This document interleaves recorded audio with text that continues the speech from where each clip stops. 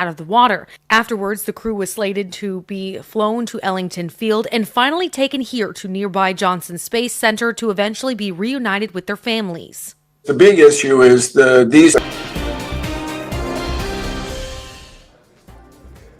Hello, a very warm welcome. You're watching Nation at 5 with me, Kritsween Walia. Viewers, in the aftermath of the violence in Nagpur, police have named Fahim Shamim Khan as the mastermind of the incident. He is named in the FR and is seen in a viral video making provocative statements to provoke the mob.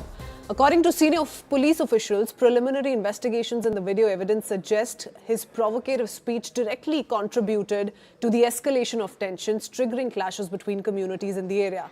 The police have overall arrested 51 people in connection with the violence, and the same FR lists 51 named accused and 500 to 600 unnamed individuals. The FI further details that the accused made obscene gestures and misbehaved with some of the women police personnel.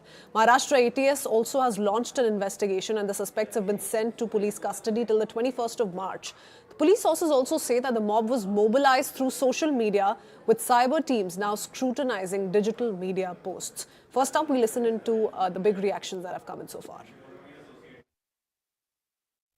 में कुछ लोग जो हैं उनका शुरू से कोई role है क्या, वो हम उनके ऊपर क्या पहले के कुछ गुने हैं क्या वो, या ये प्लान कर रहे थे, ये सारा अभी एस्टेब्लिश होना बाकी है, क्योंकि 6 केसेस हैं। 6 केसेस में किस तरह से एक दूसरे के साथ में कोई लिंक जो भी है वो लिंक में आपको सारी इन्फॉर्मेशन, क्योंकि इमीडिएटली नहीं हो पाएगा, हमको भी इन्फॉर्मेशन बाहर से बुलानी पड़ती है, उसके आधार पे जो है मैं आपको बता पाऊँ। सुबह इंसिडेंट हुआ, फिर ये हुआ, एक दूसरे एरिया में हुआ, तो इसमें कोई मास्टरमाइंड था या फिर किसी एक आदमी ने किया या कोई ऑर्गेनाइजेशन है इसके पीछे, ये सब चीज़ें, क्योंकि बाहर जो और हमको बाहर की एजेंसी से भी इसमें इंफॉर्मेशन मिलेगी और उसके आधार पे जो नेशनली कोई ऐसा नेटवर्क है या फिर यहीं पे कोई ऐसा मॉड्यूल है क्या या कोई ऐसे लोग हैं, वो सब मैं आपको बता पाऊँगा।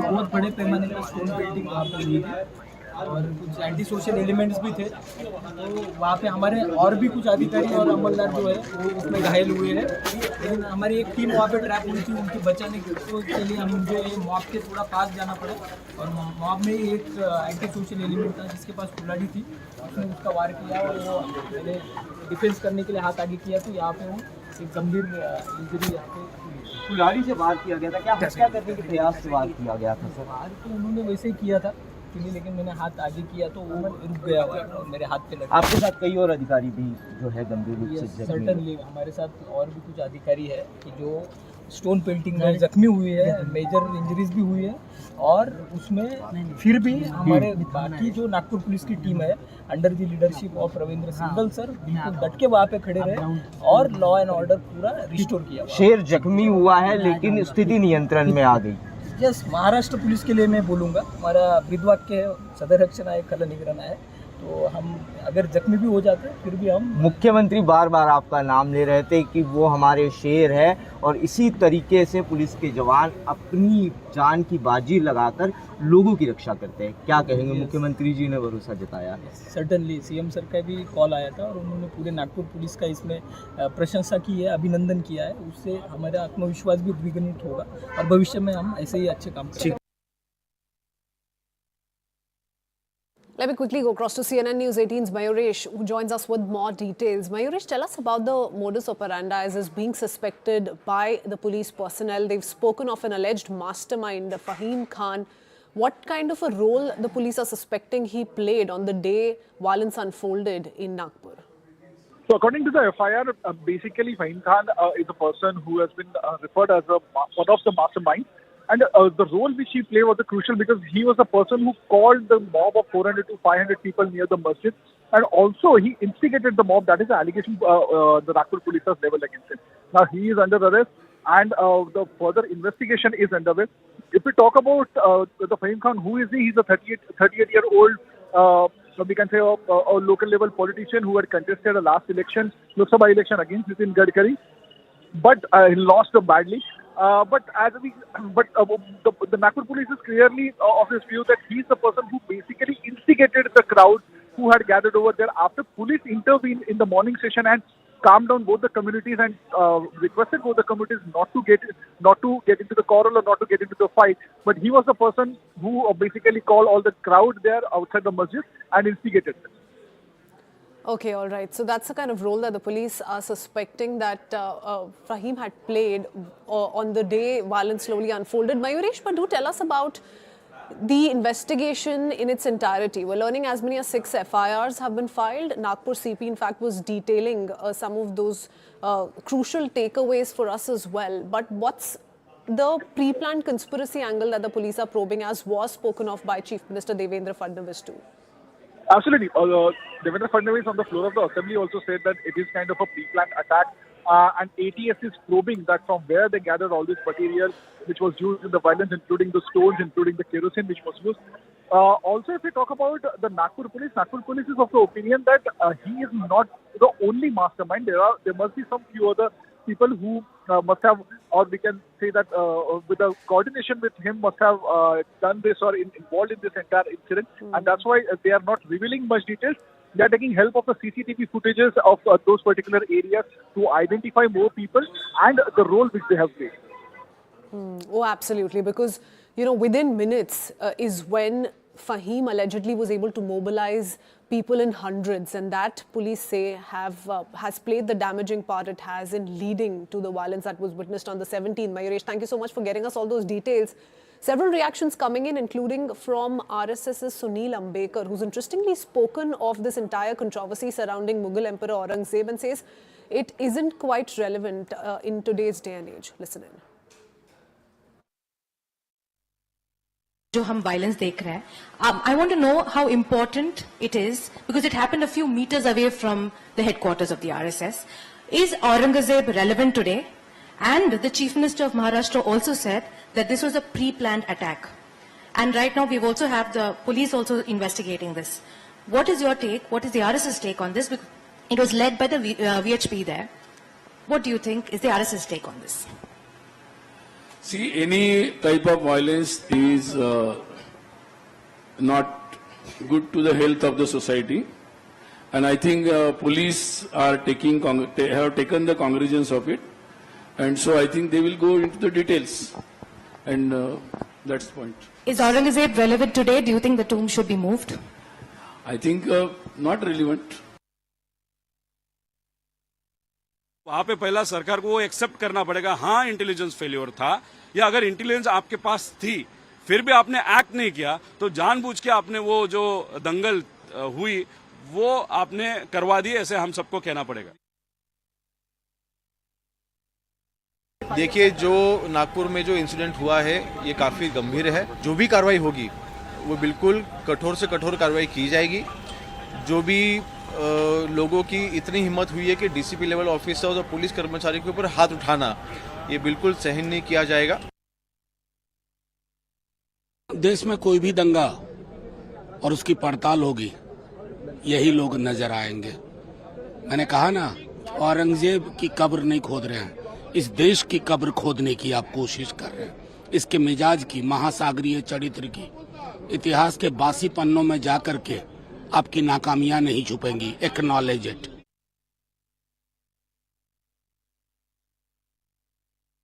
जहां कहीं भी इस तरह का दंगा होगा, भारतीय जनता पार्टी उससे लाभ लेना चाहती है. भारतीय जनता पार्टी के ही सारे पर सब कुछ होता है, क्योंकि बहुत सारे ऐसे सवाल हैं जिसका जवाब नहीं है. अगर इतिहास के पन्ने पलटे जाएंगे तो कभी कोई ये भी इतिहास के पन्ना पलटेगा कि छत्रपति शिवाजी महाराज का तिलक किस तरीके से किया गया था. सुनने में आ रहा है कि पैर के अंगूठे से उनका तिलक हुआ था. उत्तर प्रदेश में डीएसपी का घर जला दिया गया. उत्तर प्रदेश में संभल के बगल में डीएसपी का सरकारी घर जला दिया गया. ये बड़े सवाल है. भारतीय जनता पार्टी को खोए हुए 1000 लगभग जो हिंदू उनको ढूंढना चाहिए.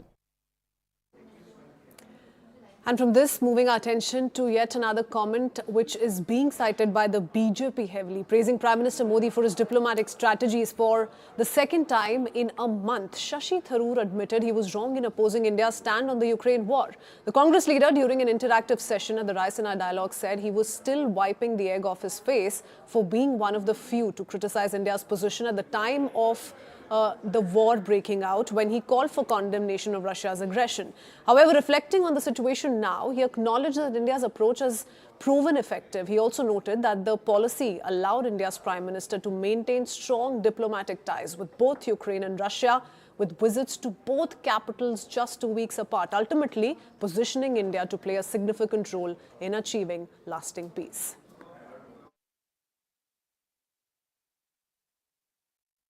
Yes, I'm still wiping the egg off my face because I was the one person in the parliamentary debate who actually criticized the Indian position at the time, back in February 22. There was a violation of the UN Charter, that there had been a violation of the principle of the inviolability of borders, of the sovereignty of a member state, namely Ukraine, and we had always stood for the inadmissibility of the use of force to settle international disputes. And all of those principles, I said, had been violated by one party, and we should have condemned it. The fact that we're not in Europe, and we're not directly, one way or the other, threatened or benefiting from any change in territorial borders, for example, that helps. The fact that the two parties seem to be ready to agree to peace. The fact that there would presumably be some very serious international backing for an international peacekeeping venture. I mean, all of those things have to be borne in mind before you answer the question that you just asked, as an Indian government, a person making such a decision, those considerations would really have to be uppermost before they say yes or no. But I can see it entirely possible that in these circumstances, India would say yes. So yes, the BJP has been heavily citing this, like I said. In fact, firing one of the first few shots at the Congress were some of the BJP leaders who in fact spoke of Prime Minister Narendra Modi's vision for India and how the world was even being admired by leaders from the rival parties. This, of course, is a clear message being sent out to the Congress, the Bharatiya Janata Party, leaving no stone unturned in using this to its own advantage. But what's interesting is that this is a comment that's coming from a Congress leader who has heaped praises on Prime Minister Narendra Modi for his diplomatic calls for a second time in a month, like I said. I want to go across to CNN News 18's Pallavi Ghosh, who joins us with more details. Pallavi, the BJP most certainly has had a field day. You know, they've been heavily citing this reaction of Shashi Tharoor and raising questions with the Congress High Command. But do tell us what this means for the Congress going forward, and whether you've heard from other Congress leaders, how are they looking at Shashi Tharoor's comments? See, the Congress party so far has remained silent, and I think their sense of discomfort becomes very apparent like this, because it is on an issue like Shashi Tharoor, who's a former diplomat, who's also been an external affairs minister, and he's very well versed with the whole world of diplomacy. But the words which were used by Shashi Tharoor as an egg on the face moment is also left the egg on the face for the Congress party. The Congress has always been very critical of the Prime Minister's foreign policy, whether it's on Israel and Palestine, Ukraine and Russia, or Prime Minister's trips to America and so on and so forth. But the problem for the Congress is how to deal with Shashi Tharoor. Now, you know, the whole tag of being dynastic, not being able to look beyond the Gandhis, that is a tag they really want to dispel. So any firm action against Shashi Tharoor will certainly be used by the BJP to consistently attack Rahul Gandhi and the Gandhi family per se. But on the other hand, if you look at the larger platform, they feel that this is a violation of the party discipline. You may have a different point of view, but you really need to express it in such a manner publicly. But so far, the Congress party has not bothered to make any comment, which also goes on to show that there is a sense of discomfort and an unease and a dilemma in which the party has been caught in. Oh yes, and the BJP is still, continuously nudging the Congress party on that one. In fact, several BJP leaders saying that this admission alone from Shashi Tharoor won't do. Rahul Gandhi and Mallikarjun Kharge should also step up and admit to India taking that firm position as far as the war in Ukraine is concerned. Pallavi, thank you for joining us with all those details. Let's play out those reactions from the BJP. अब देखिए, शशि थरूर जी diplomacy समझते हैं, UN में काफ़ी लंबे अरसे तक उन्होंने काम किया है और आज उन्होंने भारतवर्ष के विषय में प्रधानमंत्री के निर्णय को सराहा है। मुझे लगता है कांग्रेस पार्टी के तमाम नेताओं को इससे शिक्षा लेनी चाहिए। हर बात पे भारतवर्ष के विरोध में बोलना, प्रधानमंत्री नरेंद्र मोदी जी के खिलाफ बोलना, राहुल जी हो, चाहे मल्लिकार्जुन जी हो और चाहे इंडी गठबंधन के नेता हों, इन सबको आज सामने आकर शशि थरूर जी के इस स्टैंड की सराहना करनी चाहिए। भारतवर्ष के इस यूनिक डिप्लोमेटिक पोजीशन जिसके लिए प्रधानमंत्री नरेंद्र मोदी जी का नेतृत्व दायी है, उसकी सराहना करनी चाहिए। पता नहीं वो तंजिया उन्होंने कहा या सही मानों में की तारीफ की, कहना मुश्किल है।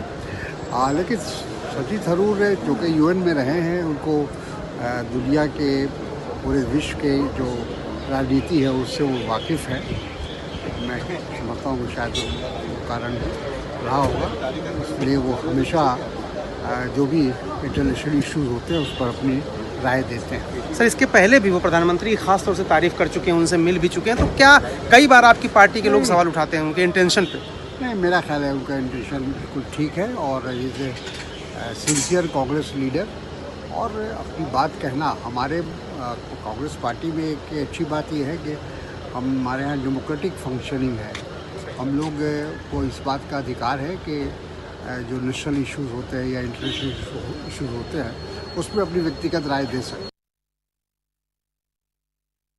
पूर्व में जो उन्होंने यूक्रेन की युद्ध के संबंध में जो बातें कही थी, वो उनको लगा कि वो ठीक नहीं था। भारत सरकार की नीति ठीक थी, उचित थी। देर आए दुरुस्त आए, अच्छी बात है।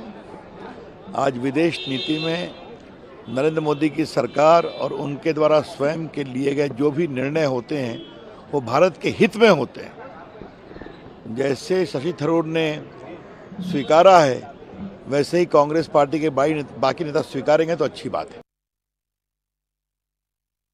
Congress MP Dr. Shashi Tharoor has made a candid confession and an admission that he has egg on his face for the stand that was taken on the Russia-Ukraine war by the Congress party, which was completely wrong, and that Modi ji's policy, the foreign policy of Bharat, was eventually correct, where India can now stand shoulder to shoulder both with United States and Russia. Shashi Tharoor ji has admitted this, perhaps at his own peril, because we don't know how Rahul Gandhi will feel about it.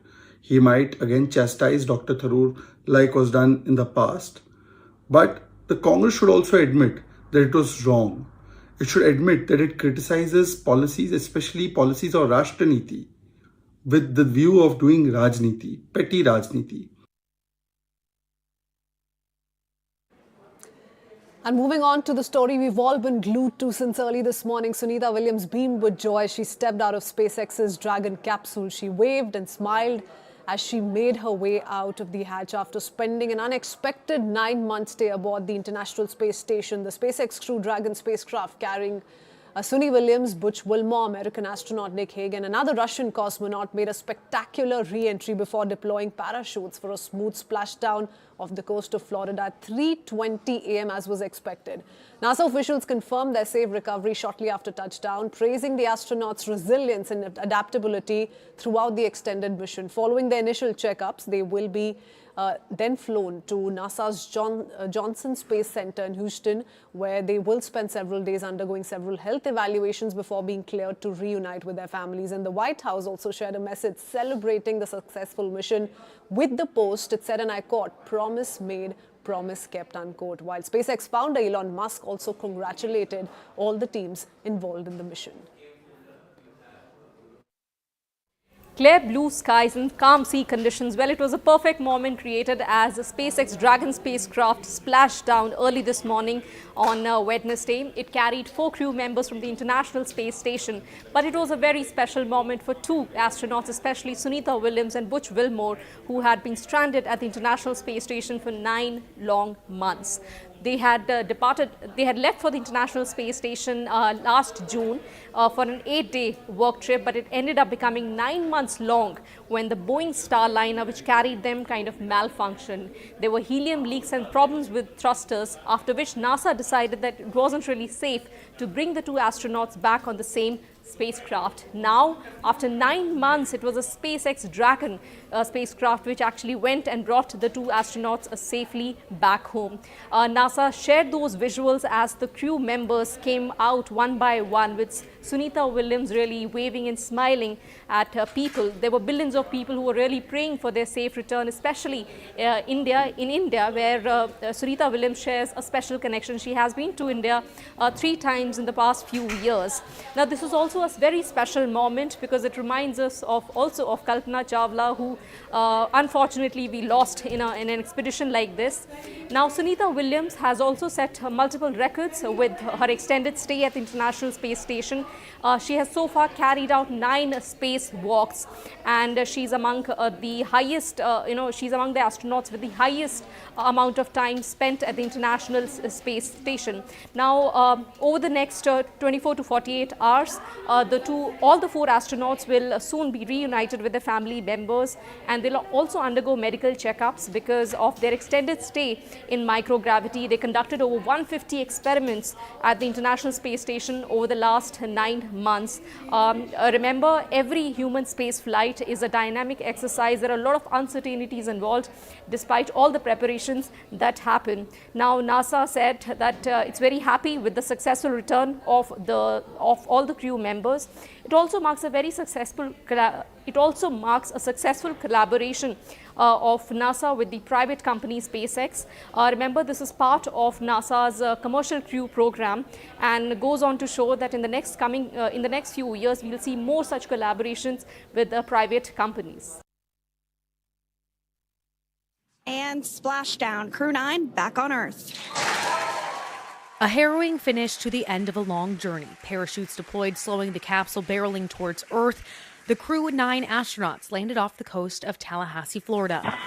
In SpaceX Freedom, Splashdown. NASA astronaut Nick Hague and Russian cosmonaut Alexander Gorbanov rode alongside Butch Wilmore and Sunny Williams, finally back to Earth, splashing down Tuesday evening after Butch and Sunny spent more than 285 days aboard the International Space Station. The Boeing Starliner they rode up to space in was deemed unfit for them to return on due to helium leaks and propulsion issues. The pair was able to hitch a ride back home aboard a SpaceX Dragon capsule. We see main chutes cut. Nick, Alex, Butch, Sunny, on behalf of SpaceX, welcome home. After their splashdown, recovery vessels zoomed up to the Crew Dragon, standing at the ready after the capsule plunged back into the atmosphere. SpaceX recovery ship named Megan used a large rig to haul the capsule carrying the astronauts out of the water. Afterwards, the crew was slated to be flown to Ellington Field and finally taken here to nearby Johnson Space Center to eventually be reunited with their families. The big issue is these 2 astronauts missed their families. The astronauts were originally slated to be away from home for an 8-day mission, but had their timeline extended to 9 months. Back here on Earth, their capsule was greeted by dolphins. At the Johnson Space Center, I'm Lee Waldman. It's been 286 days since astronauts Sunny Williams and Butch Wilmore have felt the pull of Earth's gravity. Gravity is really, really tough. Tough, learning to live with it, but also without it. Our bodies were really built to work in gravity.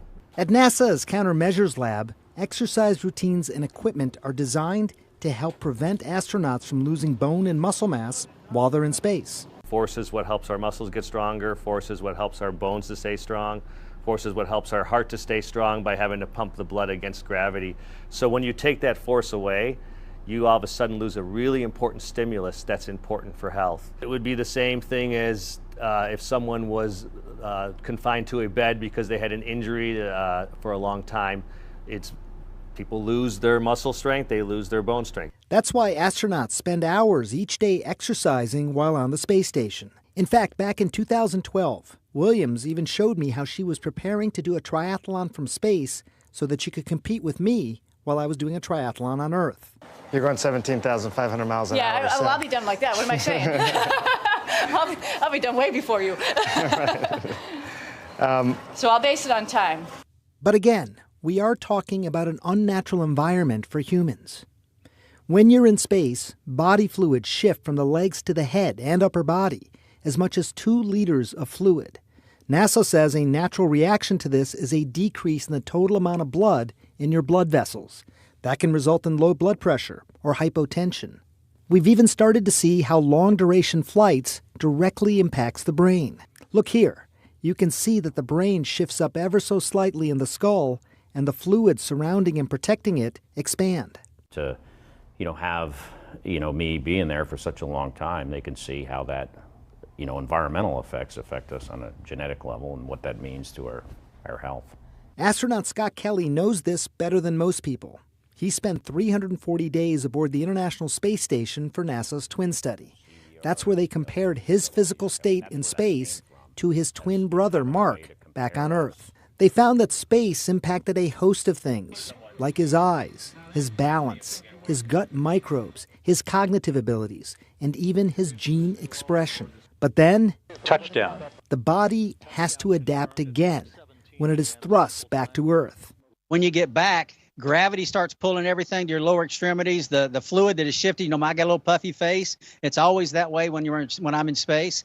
All that fluid is going to be pulled to my lower extremities, and it's really going to be different. Even to lift a pencil, you don't even feel a pencil when you lift it. When we get back, even to lift a pencil, we will feel the weight. And it will take time to adjust. In fact, when Kelly landed back on Earth in 2016, he was actually 2 inches taller. But then, as gravity took hold, his height, along with most of the other physical changes, did eventually go back to baseline. It took about 6 months, with the study concluding that human health can be mostly sustained for a year in space. Kelly did, however, find some benefits. When I got back on my previous flight, I was getting a massage at one of these massage envy places. And the lady goes, you have the softest feet I've ever felt in my life. And she did not know I was in space. And I was like, thank you. I'm very proud of them. Dr. Sanjay Gupta, CNN, reporting. Well, with that, it's time for us to head into a very quick break. We'll be right back with lots more that's unfolding across the nation and the world in just a bit.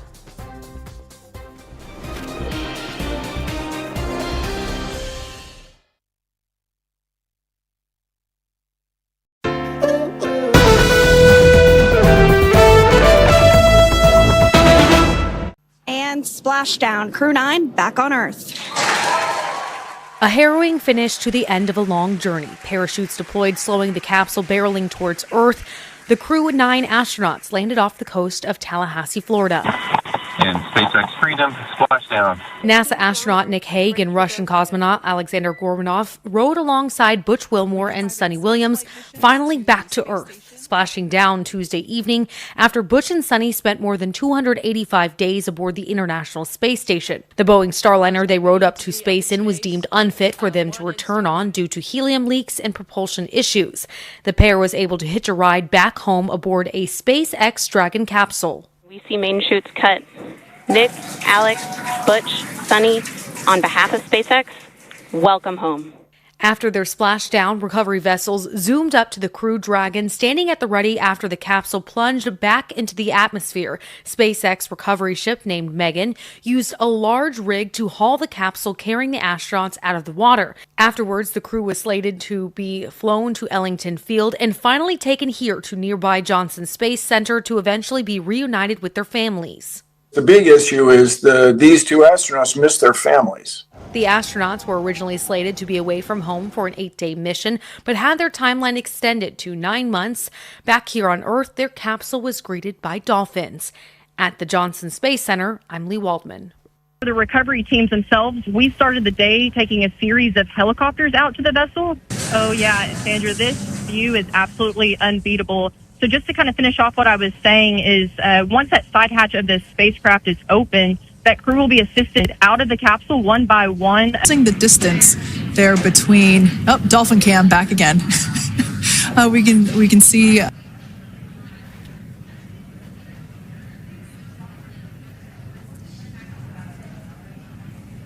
So once securely on.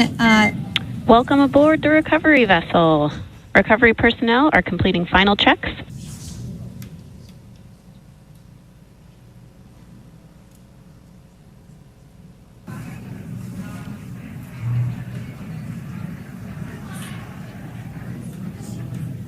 And there you have it. The side hatch is open for the first time since September. And there we do see Crew 9, some happy waves, smiles all around back on Earth. Oh, looks like we're getting our next crew member here. That is none other than Sunny Williams. Big smile, big waves. She, like her other crew members, now will be assisted onto the mobility aid.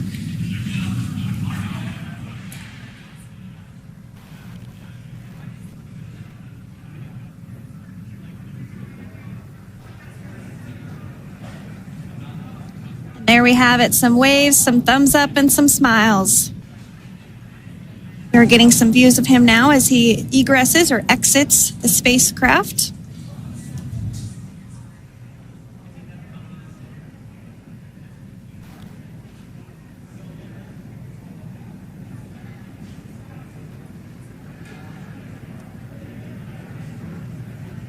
Once again, some elation and cheers there from Butch Wilmore. We can see folks on board clapping as our first crew member. And that is NASA astronaut Nick Hague, commander of Crew 9, now out of Crew Dragon Freedom. Some smiles, thumbs up, and a wave. Can't get any better than that. And Splashdown, Crew 9 back on Earth. A harrowing finish to the end of a long journey. Parachutes deployed, slowing the capsule barreling towards Earth. The Crew 9 astronauts landed off the coast of Tallahassee, Florida. And SpaceX Freedom, Splashdown. NASA astronaut Nick Hague and Russian cosmonaut Alexander Gorbanov rode alongside Butch Wilmore and Sunny Williams, finally back to Earth, splashing down Tuesday evening after Butch and Sunny spent more than 285 days aboard the International Space Station. The Boeing Starliner they rode up to space in was deemed unfit for them to return on due to helium leaks and propulsion issues. The pair was able to hitch a ride back home aboard a SpaceX Dragon capsule. We see main chutes cut. Nick, Alex, Butch, Sunny, on behalf of SpaceX, welcome home. After their splashdown, recovery vessels zoomed up to the Crew Dragon, standing at the ready after the capsule plunged back into the atmosphere. SpaceX recovery ship named Megan used a large rig to haul the capsule carrying the astronauts out of the water. Afterwards, the crew was slated to be flown to Ellington Field and finally taken here to nearby Johnson Space Center to eventually be reunited with their families. The big issue is these two astronauts missed their families. The astronauts were originally slated to be away from home for an 8-day mission, but had their timeline extended to 9 months. Back here on Earth, their capsule was greeted by dolphins. At the Johnson Space Center, I'm Lee Waldman.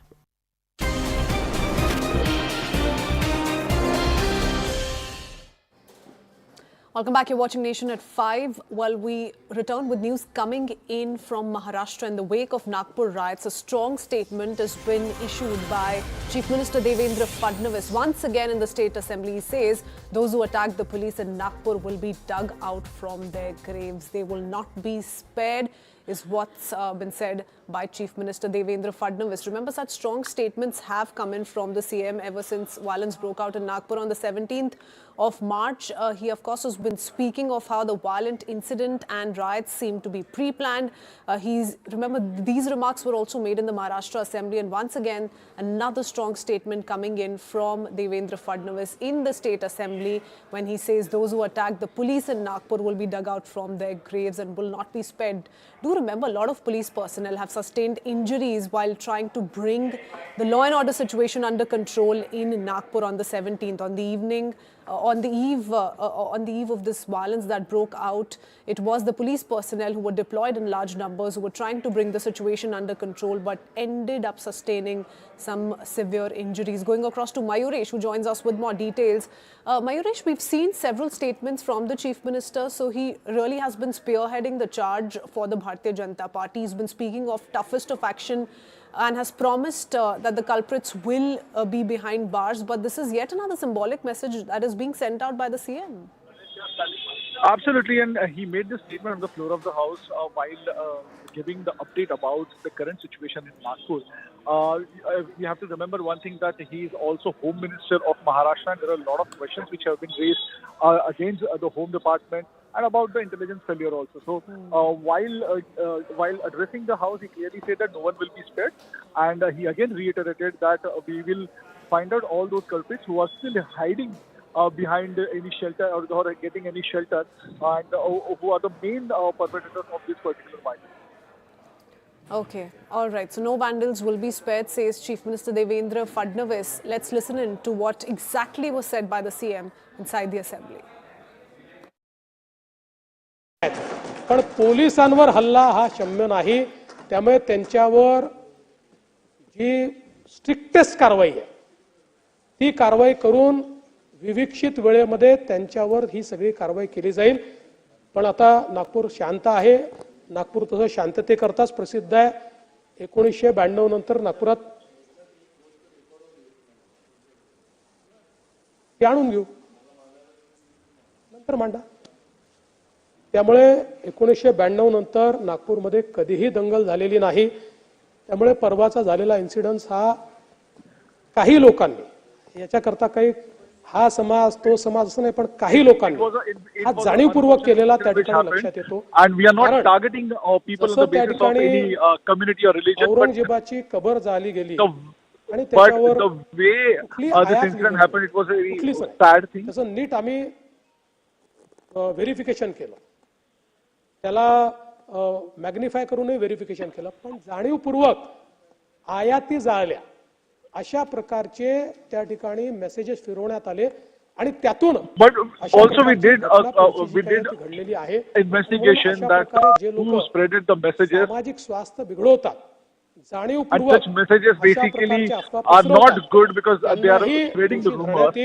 आणि त्याची कारवाई झालेली आहे. काही लोकांना पकडलेलं देखील We have taken a swift action. We have also detained and arrested people in this regard. पुन्हा एकदा सभागृहाला या निमित्ताने आश्वस्त करू इच्छितो की कायदा आणि सुव्यवस्थेच्या निमित्ताने निश्चितपणे अनेक चॅलेंजेस समोर आहेत, पण राज्य सरकार ते चॅलेंजेस सामोरं जाऊन त्यातनं राज्यातल्या जनतेला चांगल्यात चांगलं कायदा आणि सुव्यवस्थेची परिस्थिती कशी असेल We are maintaining law and order, and no one will be spared निश्चितपणे करते. who are behind this particular. अध्यक्ष महोदय, गृह विभागाशी संबंधित सन 2000.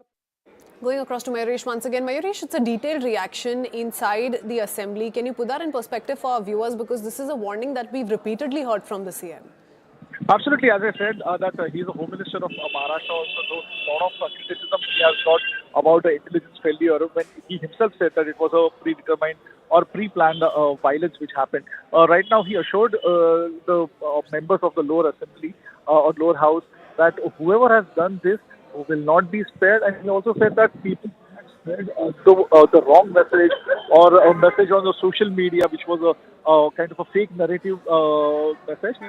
They have also been taken into the custody, and the FIRs have been already filed against them. Okay, many thanks Mayuresh for putting that reaction in perspective for our viewers. We'll keep coming back to you. It's a story that is garnering a lot of attention, responses, and of course investigations at its peak as we speak. Now shifting our attention to more global news, a high-stakes conversation between US President Donald Trump and Russian President Vladimir Putin is concluded. At the heart of the dialogue was Washington's push for a 30-day ceasefire in Ukraine. Putin expressed gratitude to Donald Trump for his desire to help achieve the noble goal of ending hostilities and human losses. Ukrainian President Zelensky has also responded, saying he wants Europe on the table. Zelensky says he will reach out to Donald Trump to discuss the call with Vladimir Putin. When asked if Ukraine is sufficiently involved in peace talks, he asserted, and I quote, "Next steps cannot be done without us," unquote. In the meanwhile, Putin announced a prisoner swap, 175 for 175, and the transfer of 23 wounded Ukrainian soldiers as a goodwill gesture.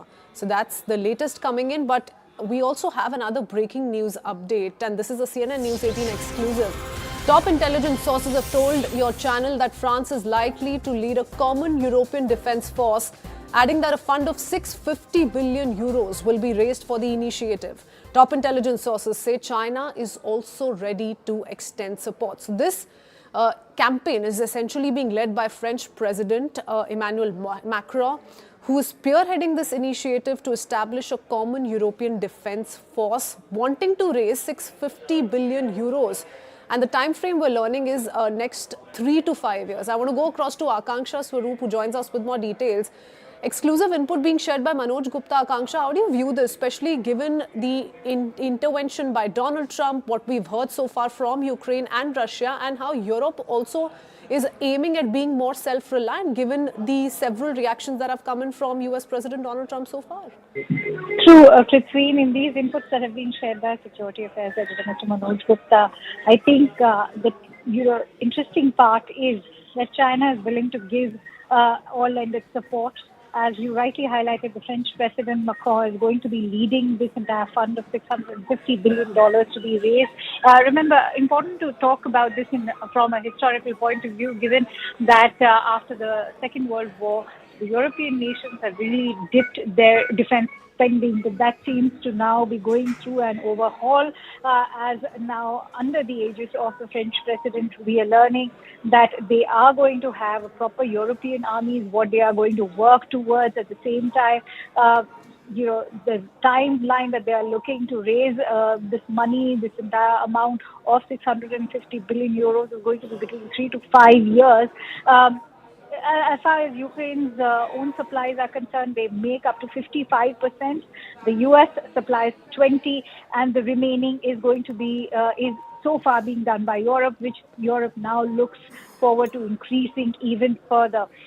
You also have the option of a European army inside Ukraine to fight alongside Ukraine, because here's where the NATO dynamics come in, that even if Ukraine were not to be selected as a NATO member, it is expected to be given a NATO umbrella protection, which is very significant for the overall security of the EU.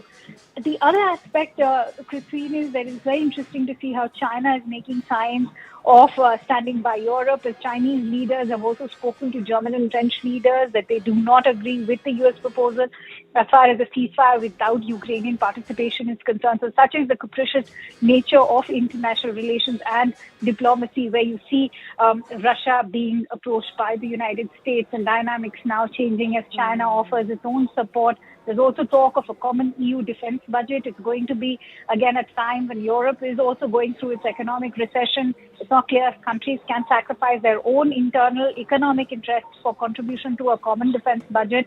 The proposals by the EU leadership in Brussels, as far as the President of the EU Commission is concerned, they are also now considering of a plan to facilitate the use of the European Investment Bank for financing these defense projects. Okay, so lots of talking points there, and we're going to closely follow up this development. Thank you so much, Akanksha, for putting that in perspective for now.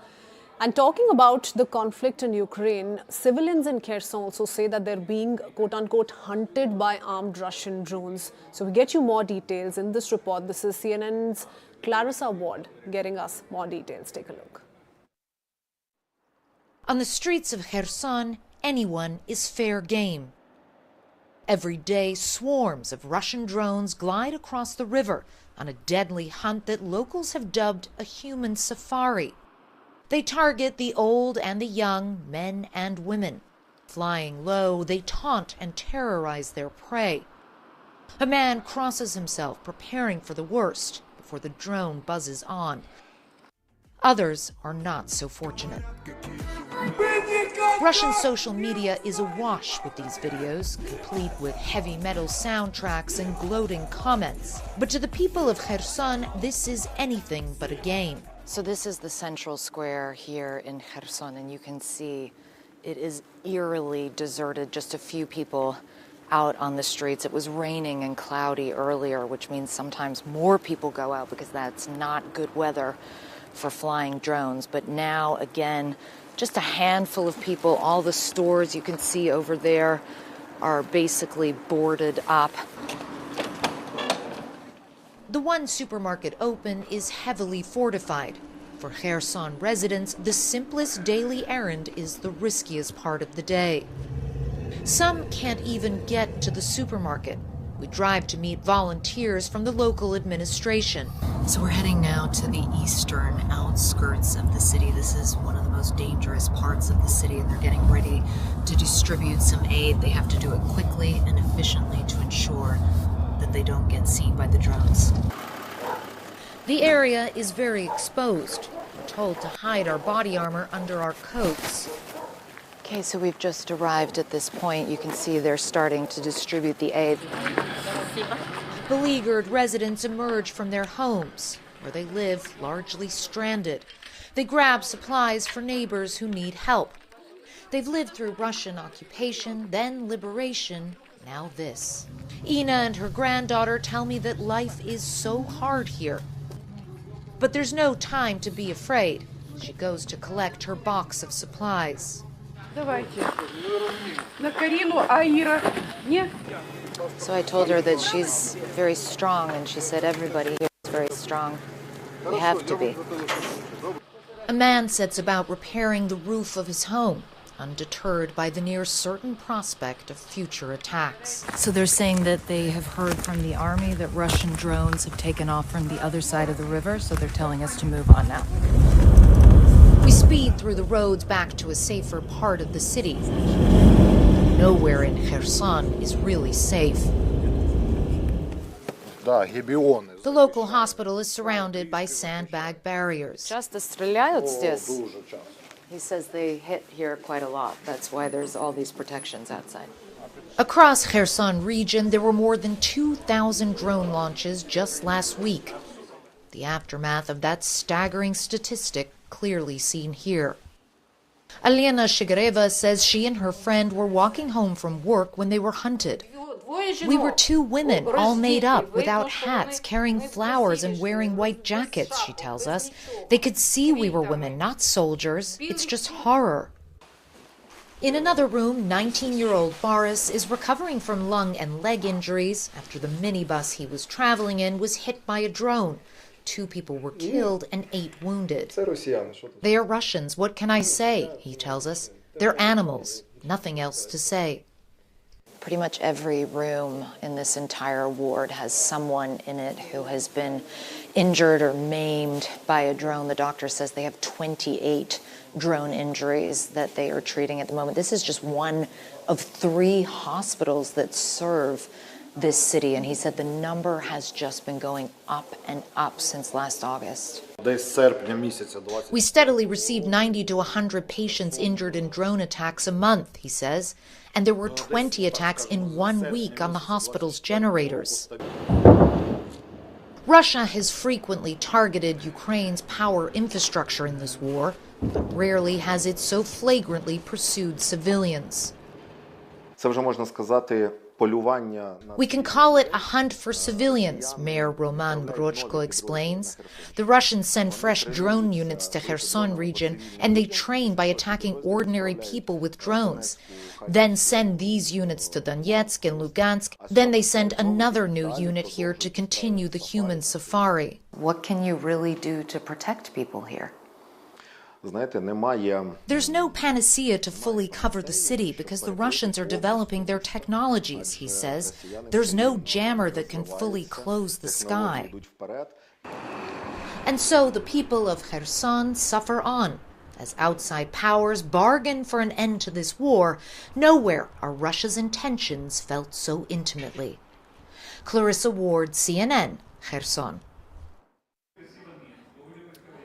With that, it's time for a short break, but here's a quick reminder. Viewers, starting 6 a.m. tomorrow, your favorite news destination will be available in an all-new avatar. CNN News 18 will continue to bring you the most relevant news and the most succinct analysis with its path-breaking screen architecture coming tomorrow. CNN News 18 for a new and bold India.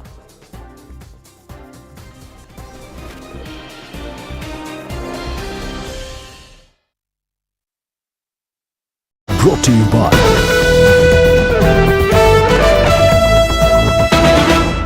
And Splashdown, Crew 9 back on Earth. A harrowing finish to the end of a long journey. Parachutes deployed, slowing the capsule barreling towards Earth.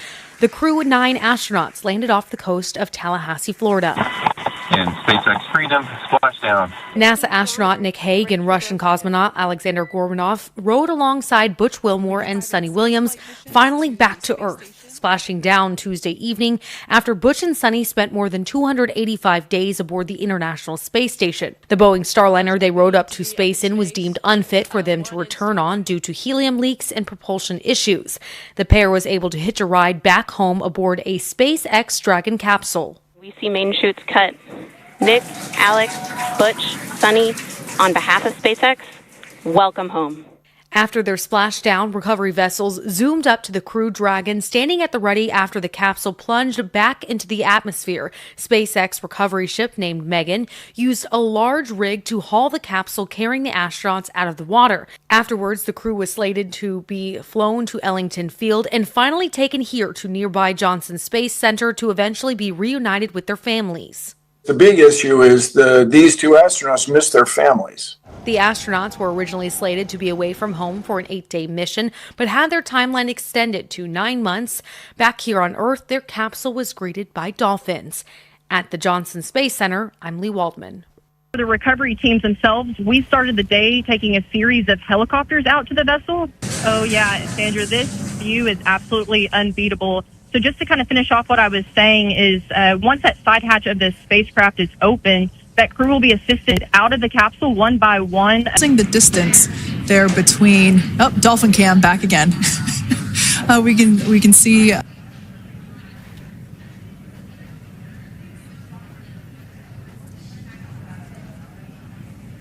So once securely on. Welcome aboard the recovery vessel. Recovery personnel are completing final checks.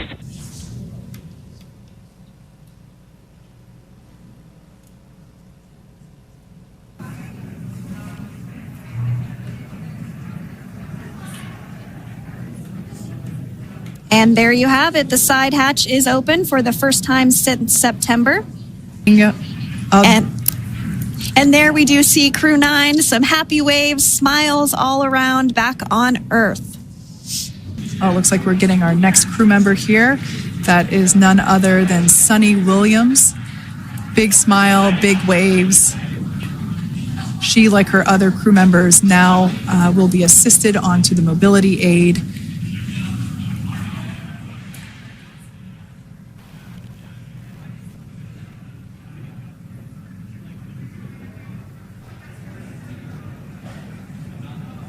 There we have it, some waves, some thumbs up, and some smiles. We're getting some views of him now as he egresses or exits the spacecraft.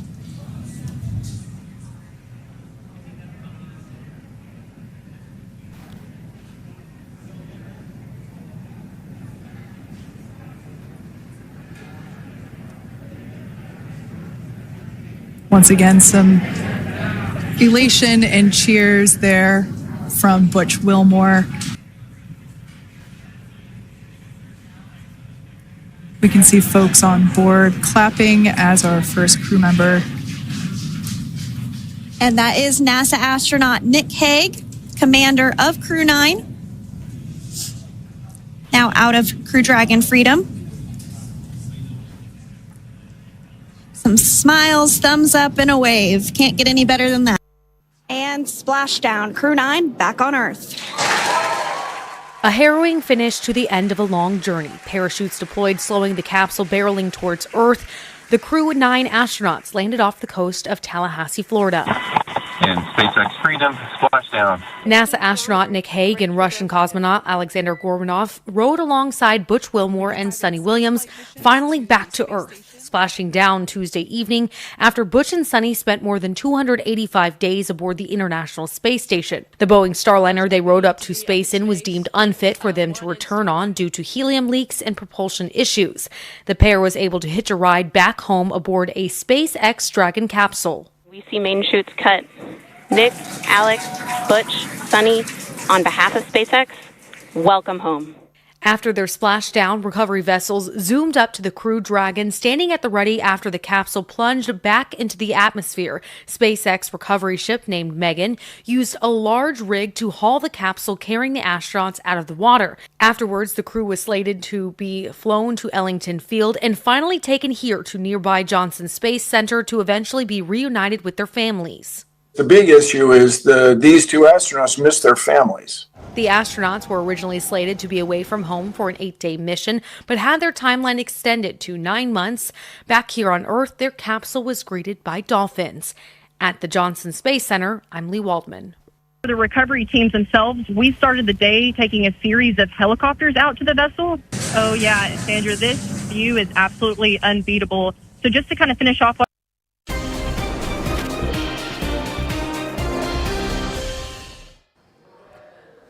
Welcome back. We return with a breaking news update from the Parliament. Amid the ongoing budget session, we're learning that a war of words broke out in Rajya Sabha between Home Minister Amit Shah and TMC MP Saket Gokhale. The TMC has raised Amit Shah's Ambedkar statement in Rajya Sabha, while the TMC MP targeted Amit Shah with a Tana Shahi jibe. And that really led to this unending back and forth between the TMC and Home Minister Amit Shah, with several TMC leaders in fact intervening to the defense of Saket Gokhale and those from the BJP speaking for Home Minister Amit Shah. But the Tana Shahi jibe being taken by the TMC leader. I want to go across to Payal Mehta, who joins us with more details. Payal, can you put this entire conversation in perspective for our viewers? What really led to this kind of a back and forth between the two? So, to begin with, when Saket Gokhale made a mention of the number of CBI cases, Amit Shah stood up and, intervened, and he said, Mr. Gokhale is speaking about CBI cases, but CBI cases are not related to the MHA. The discussion that is currently taking place is about the functioning of the MHA as well. So he corrected him, and then, Saket Gokhale went on to make personal allegations against the Home Minister, essentially calling him a dictator, which is essentially a Tana Shahi, and he said just because you are a Shah doesn't mean that you can do Tana Shahi, to which, of course, multiple leaders, including leader of the House, JP Nadda, got up and said this is completely against one particular caste. And the chair also had to then intervene. And of course, Kiran Rijiju also, got up to speak, and he said that Mr. Gokhale, by making the kind of comment that he actually did, has actually lowered the dignity of the House. And of course, the chair then stood up and said, this kind of comment is not acceptable in any form or in any visa. And he said that everybody was expected to condemn it. But when the chair asked Saket Gokhale to apologize, multiple leaders in the TMC actually got up to speak, and whether it's Sushmita Dev or even Derek O'Brien, they all defended Saket Gokhale, and then Derek O'Brien finally said that, we need to move on, and that's where the matter really ended. But the Chairman Kritzwin has taken strong cognizance to what Saket Gokhale said, and he's going to give his ruling on the same. Okay, and let's be rest assured, expect a lot of reactions on this war of words that unfolded in Rajya Sabha. Thank you, Payal, for joining us with all those details. And now moving on to the world of entertainment. As the 2025 News 18 Shosha Reel Awards get closer, let's rewind and celebrate the best fashion moments from the past 2 years. From glamorous saris to power suits, Bollywood stars like Ananya Pandey, Shraddha Kapoor and Janhvi Kapoor truly impressed everyone with their red carpet looks. I'll leave you with this special report. Thanks for watching.